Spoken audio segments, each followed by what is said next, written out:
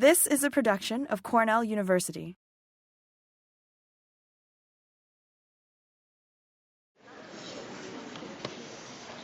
Okay. I'm kind of lonely up here after the whole scholarship family's cleared out. If someone walked in right now, they'd think I smell really bad, and you all just cleared out the front 2 rows.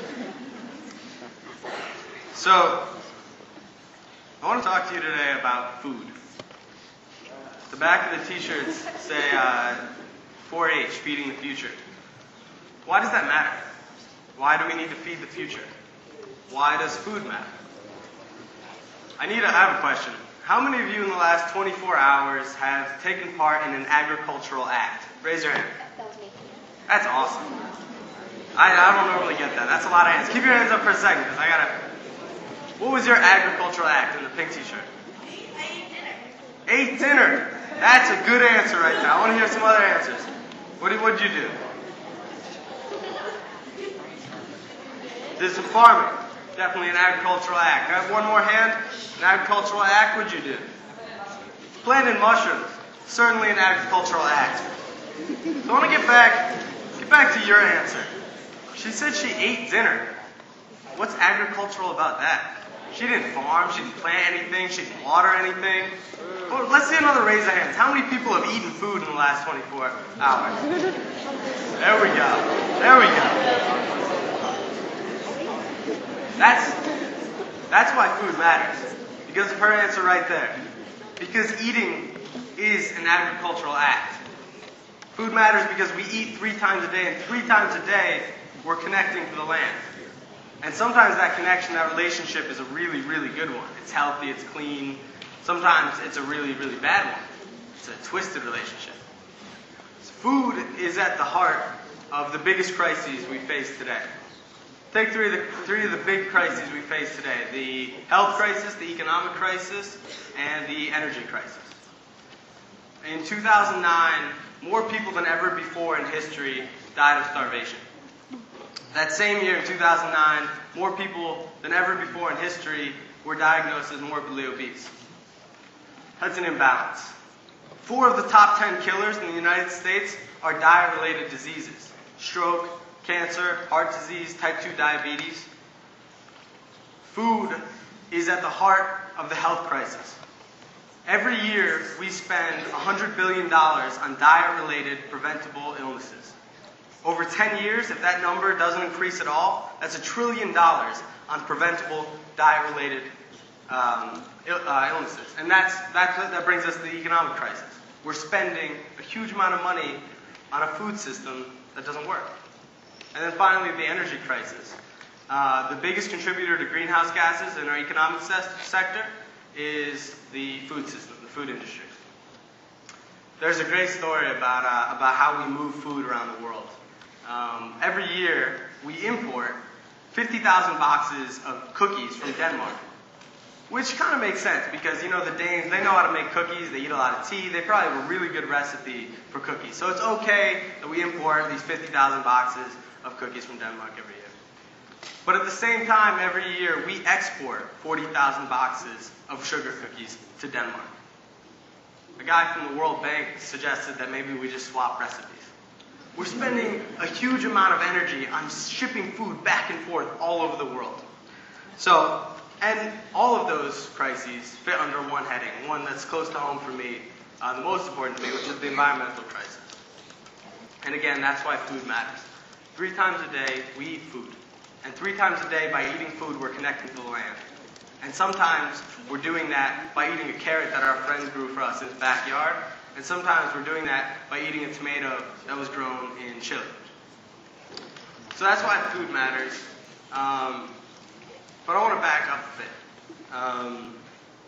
There's this you're spending the next few days talking about feeding the future, and you're talking about your careers, and you're looking forward to the future. And hopefully you're learning some skills that you'll take home and use to change your community. And ultimately, the people that leave this room and this conference are going to think about changing their communities and changing the world. I was in the garden the other day, that garden, and a little kid, it was a 4th grader, he looked up at me out of nowhere, out of the blue, and he said, can one kid change the world? And I didn't really know what to say, partly because I'm used to getting questions like, how big is an inch? Or is this a tomato plant? And so the whole changing the world question kind of threw me for a loop. But also I realized that no one's ever asked me that before. I'm talking all the time about making change. And no one's ever asked me if one kid could change the world. So I haven't been able to stop thinking about that question over the last few days. I want to tell you a story. And my story is really about a story about a garden. But it doesn't start in a farm or in the kitchen or anywhere else you might expect for someone talking about food and farming. My story about a garden starts at a pond near my house. I live in rural western Massachusetts, and as a kid I spent all my time at this pond collecting bugs and frogs and all kinds of weird insects. And I fell in love with the natural world. And as I got older, it became a love of biology, of studying, of experimenting, of collecting weirder and weirder insects and doing weirder and weirder things with them. Lost a lot of friends that way. And then in 8th grade I saw a movie called An Inconvenient Truth, which some of you may have heard of. And I saw that movie, and I realized that all these things I cared so much about were in peril, were in danger. And so coming into high school, I was all worked up. I was like, I love the natural world so much, and it's all in danger. What am I going to do? I'm going to come into high school, I'm going to save the world, it's going to be great. But then my older brother gave me a book called An Omnivore's Dilemma, and The Omnivore's Dilemma. And this book was about food, and it was about how farms, exactly the three things I talked about before, how farms were at the heart of these issues, how the way we grow food, when it's done badly, destroys the planet, and when it's done well, can save the planet. And so I came into high school realizing that food could save the world. And what happened was, I was a freshman in high school, and you guys some of you may be freshmen in high school, some of you may at one point have been freshmen in high school, maybe even a few of you are going to be freshmen in high school. When you're a freshman, you're ready to do big things. And so I had this idea that I was going to get all the food from my cafeterias to come from local farms. And when I would drive by my school, I'd notice all the land around our school, and I'd think, maybe we'd have a little garden, like maybe the size of, a quarter of this stage. And I started talking to some friends, these two girls, Natalie and Sarah. And the more we talked, the more we thought, why not make it a bigger garden? Like a really big garden. Like maybe even a farm. And well, instead of getting all the food from local farms, why don't we just grow all the food for our cafeterias? And that's what we did. And so much happened so fast that sometimes I forget that the most important thing that happened was, we faced a lot of doubt. Because we were high schoolers. And you guys know high schoolers, we're lazy, we can't follow through on anything, we play video games all day, right? We don't do anything, right? So we faced a lot of doubt because we were warned that the school committee would tell us we couldn't use the land. We called farmers who said we were biting off way more than we could chew. We were told we were getting in over our heads. But despite all of that doubt, we did something important. We decided we were going to do it, no matter what. No matter what people said, we decided we were going to grow this garden. And sometimes that first step is the hardest of all. Maybe it was because we were really excited. Maybe it was because we were a little naive. Since then, I've learned how easy it can be to get discouraged, to give up, to let go of something. And I've learned because of that if you can take that first step, that if you can decide you're going to do something no matter what, the rest becomes a lot easier. So anyway, after a few months of designing the yearly plans for our garden, and fundraising, raising money, writing grants, we planted a 3,500 square foot garden. Over that first summer, we donated over 1,000 pounds of produce to low-income families around the area and to shelters. We brought in kindergarten classes to learn in the garden. We taught high school biology classes in the garden. And when we came back to school in the fall, we tried our salads out in the cafeterias. Then, over the last two growing seasons, we've tripled the size of the garden. It's now 12,000 square feet. We've also put in 26 heirloom fruit trees, built 2 sheds, and a full-size greenhouse. We now have, every day, multiple classes come down from all 3 schools in our district to learn in the garden. In the fall, we do 3 days a week in all 3 cafeterias. We serve our vegetables. And in the spring, we do 2 days a week. And we're about to start. We've raised over $80,000 in the last 4 years. And in the beginning, we had 3 kids involved. We now have a board of 12 students and an advisory board of over 100. So that's my story. It's pretty simple, which is kind of why no applause yet. That story doesn't even deserve an applause. I promise.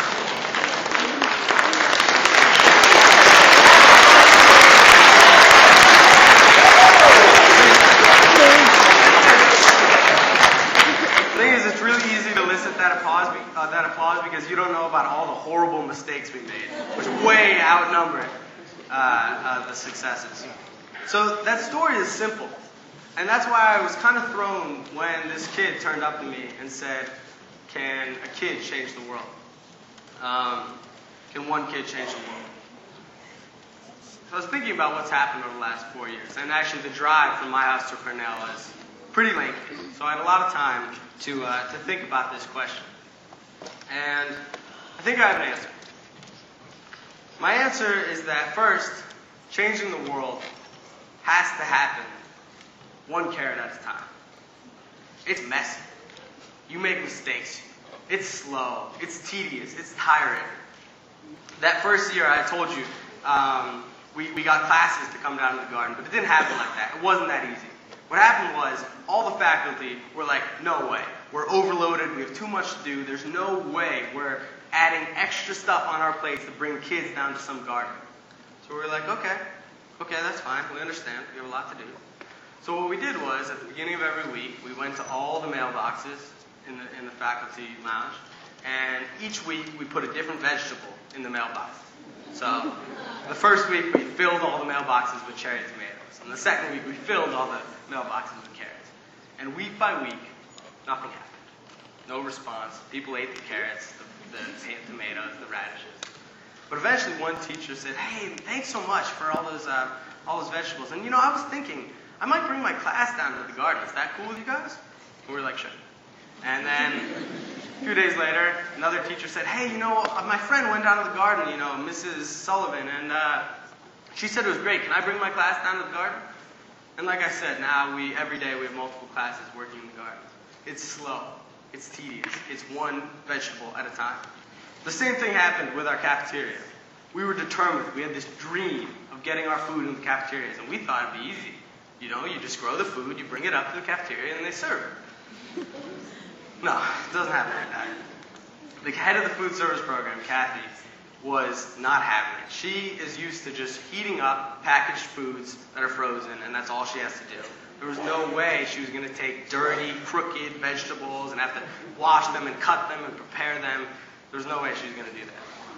So every week, that first year, we emailed her, my friend Natalie, emailed her with a list of what we had. So every Saturday she'd email her and say, we have this many pounds of greens, this many pounds of carrots, this many tomatoes. And every week, Kathy would write back and say, sorry, not interested, we don't want to use your produce. And every week, Natalie would say, okay, that's fine. And the following week, she would send her the list again. Finally, after about 4 or 5 weeks of this happening, I think Kathy was just fed up with it. She was like, okay, fine. We'll try a salad. We'll take some of your greens, we'll take some of your cucumbers, we'll do 1 salad in the lunches. And I'm sure in her head, that was it, and we'd give up and we'd be satisfied. Us high schoolers, so easily satisfied. And what happened was, that day we came early at 6 a.m., we harvested tons of food, we brought it up to the cafeteria, we announced it on the loudspeakers, today the food that you guys grew in the garden is going to be in the cafeteria in the form of a salad. And in our school, on an average day, the cafeteria sells between 4 and 6 salads. That day, yeah, kind of rough, huh? That day, with the Project Sprout food, they sold over 70. And Kathy was hooked. And again, like I said, now we serve our food 3 days a week in the cafeterias. It takes patience. It takes understanding that it's not going to happen like right away. It's going to happen slowly. It's going to take a lot of people saying no over and over and over again. It's going to have to happen 1 carrot at a time. The second thing that changing the world takes is gardening in the rain. 2 years ago, 2009, I don't know if you guys remember or heard about it, but there was something called 350 Day. And 350 Day was supposed to be the biggest day of environmental action in history. It was organized in the fall. And people from all over the world were going to gather and hold up signs and gather in big masses and write out the number 350, which is an important number in terms of parts of carbon in the atmosphere. And it was really exciting. I helped organize an event in my town that was going to happen. We were all going to organize and do something to do with the number 350. And it was a Saturday. And Saturdays are our work days. And so that Saturday, we were also planning to build our greenhouse. We had gotten a grant for $7,000 to build this greenhouse. And we were really excited because it was going to allow us to grow our food for the cafeteria even in the winter. But it was fine because I was going to show up at the garden at 7 in the morning. We were all going to build the greenhouse, be done by 3 o'clock, and then I was going to go to this really exciting event for the 350 Day. We get to the garden, and first of all, it's pouring rain. It's like 40 degrees and just pouring. And we started out with like 30 volunteers, which is great. But by like 10 a.m., it's down to 5 of us because people were sick and coughing and cold and uncomfortable. And we were missing all kinds of parts. Everything was missing. Things were mismatched. The drill didn't work. The generator didn't work. It was just all falling apart. By 12 o'clock, we had gotten one tiny hoop up for the entire hoop house. By 3 o'clock, when I was supposed to be leaving for this really exciting 350 Day, it was down to 3 volunteers, and we were about halfway done. By 7 o'clock, the sun was going down, and we were putting together the last few pieces of the hoop house. We got it done. I went home. I was exhausted. My pants were ripped. I was covered in mud. And my hands were numb, and I just fell asleep. And I woke up the next morning, and my email was flooded with emails from these organizations all over the world with pictures saying, you know, yesterday was the most important day in the history of environmental action. You know, everyone will be telling their grandkids about this, the day we all stood, you know, together, you know, for the environment. And there were emails from people in my community. Oh, where were you yesterday? It was so awesome. It was the best day in the history of Great Barrington. You know, what a wonderful day. And I kicked myself because I spent the day struggling in the cold and mud to get to this hoop house. I kicked myself for missing what could have been the most important day in my life as an environmental activist. Some days we'll be rewarded with pats on the back. Congratulations. People will tell us how proud they are of us. What a good job we did. But most days, we'll struggle in the mud when no one is watching. Most days, we'll argue with people about the value of local food or the environment. Most days, we won't get rewarded with pats on the back. We'll just work, and no one will notice. And it'll be worth it. If I could go back to that day and leave the garden at 3 o'clock and go to this 350 thing and not finish the hoop house, I wouldn't. Because we're now one step closer to serving our food year-round in the high school cafeteria. Sure, everyone else will be telling their grandkid about the time they stood up and with 350 people and all over the world and celebrated this day. But I'll tell my grandkids about the time I stood knee-deep in mud screwing together a few pieces of metal. To change the world, you have to be willing to garden in the rain. And finally, and by far, most importantly, to change the world, we need kids. I have a strict rule. I don't do talks in the summer. I'm a farmer. I'm not a speaker. And so in the summer, it's time for working in the garden, working on the dairy farm. It's not time for speaking. But it's June 28th, and I'm here. And that's because this is a room full of kids, high schoolers.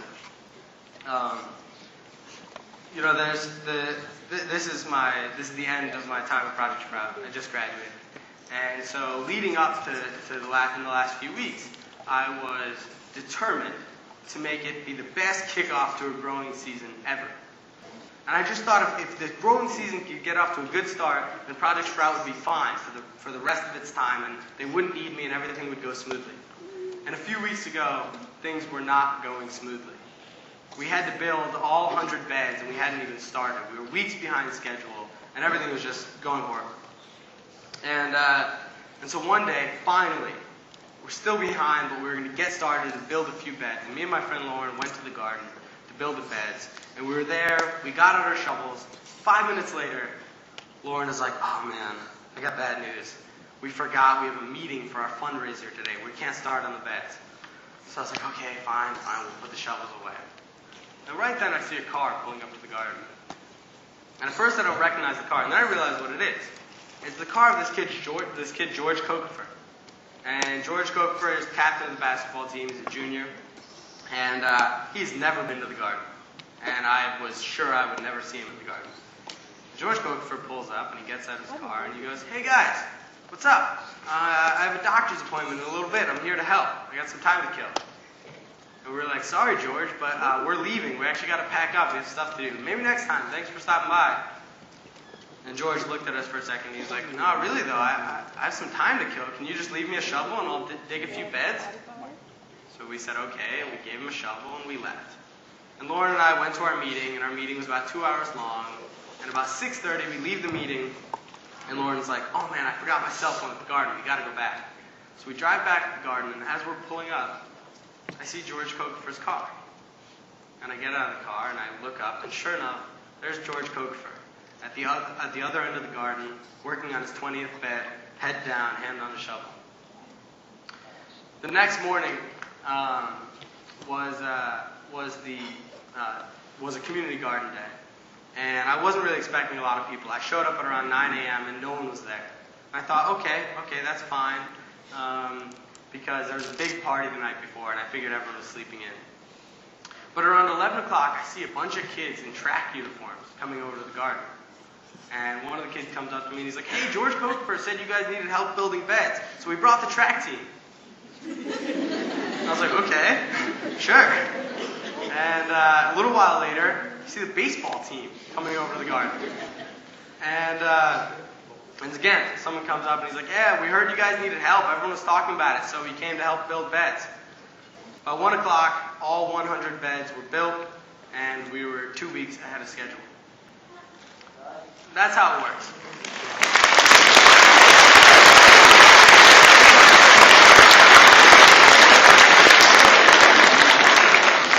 That's how things get done when kids are involved. When you got high schoolers there, that's how things get done. Sometimes it takes a year to build a hoop house you thought was going to take you a week. Other times it takes you a day to build the beds you thought would take you a month. I have one last story. Last summer, I was at an interview at my high school. It wasn't a work day in the garden, so I wasn't working in the garden. But I had to get picked up by my mom, and it's easier for her to pick me up in the garden. So I went down to the garden just to get picked up. And as I'm walking down, I see a mom and her little kid walking around the garden. And I thought maybe they were there to buy a t-shirt or ask for some vegetables. So I went over and asked if they needed any help. And the mom said, oh, hi, sorry, it's just that my son is in the after-school program. And every time we drive by the garden, he's like, Mommy, look, the garden, can we stop? And I never stopped, so today I thought I would stop and let him show me around the garden. Hope you don't mind. And so I said, sure, no, I don't mind. I'm just waiting for a ride. I'm going to go sit on the edge of the garden, and don't mind me. And I recognized the kid. His name is Parker Haynes, and he's a 4-year-old. He's in one of the after-school programs. And so I sat on the edge of the garden and watched as Parker Haynes led his mom around the garden on a tour. I couldn't see him the whole time, though, because every once in a while he'd disappear under the tomato plants because he's about this big. And so he's leading his mom around the garden, and I can hear some of the things he's saying. Not everything, but some of the things. I can hear him say, look, Mommy, these are my carrots. And we plant them with the tomatoes because they grow well together. And look, Mommy, these are beans and potatoes, and I plant them that way because they're friends.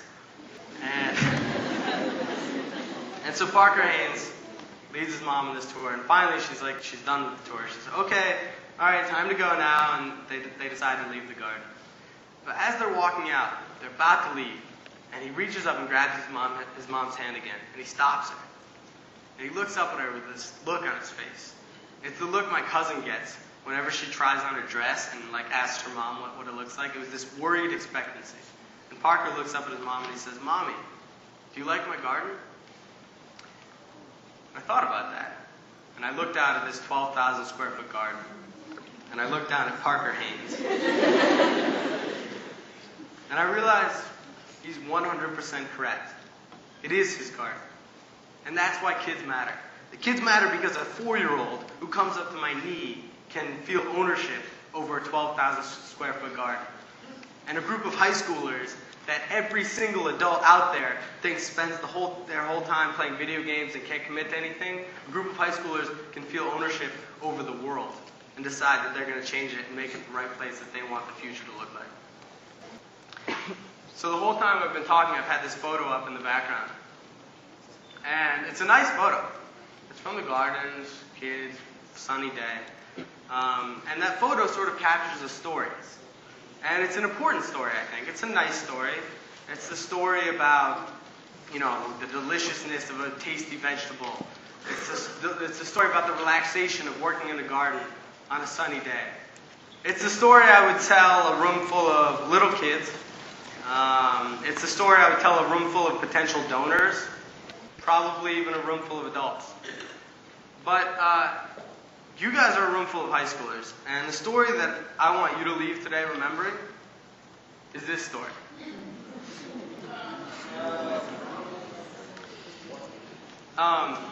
That's the story of trying to change the world one carrot at a time, as tedious and tiring and painful as it can sometimes be to work that slowly. It's the story of gardening in the rain and the snow and the cold when you're just craving warmth and sunlight and comfort. It's the story that if I told my grandmother that I was going to talk to you guys about today, she would be like, oh great, now none of them are ever going to garden in their lives. But I have more faith in youth, in kids, than my grandmother does. Because I know that it's a story that we're going to have to live if we want to change the world. And it's the story that only youth, only us are going to be able to carry out in order to make change. So 4 years ago, I started a garden. And I've said that sentence so many times now. And each time I say it, the length of time gets a little longer. So the first time I said, 6 months ago I started a garden. And I was talking about a small 50 by 70 plot at my school. I just finished my freshman year of high school. And a few weeks ago, I graduated. After working in the garden every day for 4 years, I only have a few weeks left in the garden. And there are a lot of things I'm proud about. I'm proud that Shawnee Rodriguez decided that he likes sweet peas. I'm proud that the cafeteria workers know what kohlrabi is. And I'm proud that dozens of other schools have started Project Sprouts. But the thing I'm most proud of is that in a few weeks, when I leave Project Sprout, there won't even be a hiccup in its operation.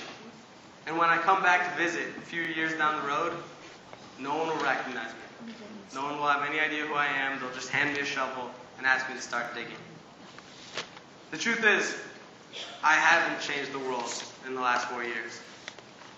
But what I've realized is that if people like George Cocafer keep staying late at the garden to dig beds, and kids like Parker Haynes decide that it's their garden, and all of us are willing to garden in the rain, then I don't have to change the world. The change will be inevitable. Thank you.